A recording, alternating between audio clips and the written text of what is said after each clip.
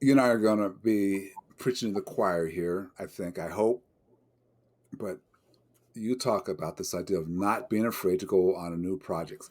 Expand that out a little bit. To get started on a new project, tell me why you say you shouldn't be afraid of that. You should be cautious. And it doesn't sound like you even saying you should be cautious. Just go do it. Tell us a little bit more about that. Yeah. Well, let me think about that. With this pen pal, I recently took a personality test and it said I'm a promoter. Oh, So it, the what goes along with that is that I think of ideas and I'll just implement them. We said, we'll do this pen pal program and figure out a way to make it happen.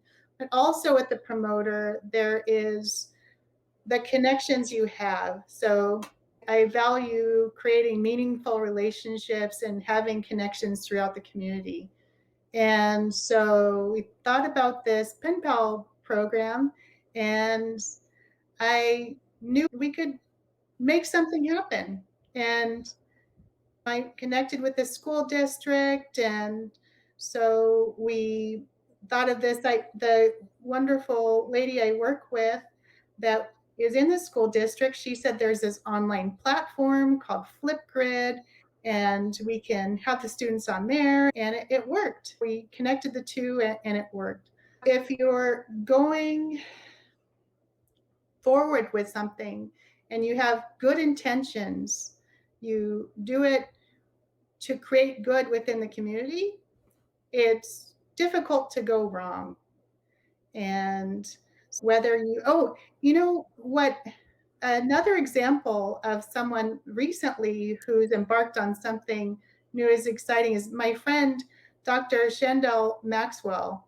I hmm, sat on her doctoral dissertation, and she is another example of someone who embarks on new opportunities. She works for veterinarians doing leadership training, but she also is a singer, so she embarks on musical projects.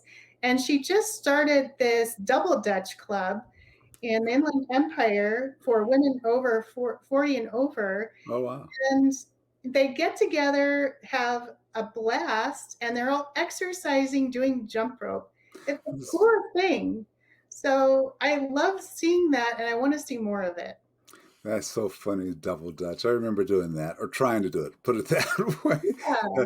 Yeah, trying to do it. So it sounds like, though, when you get an ideal, and you just put it into play. It sounds like you're kind of saying, I have an ideal, I'm going to make it work.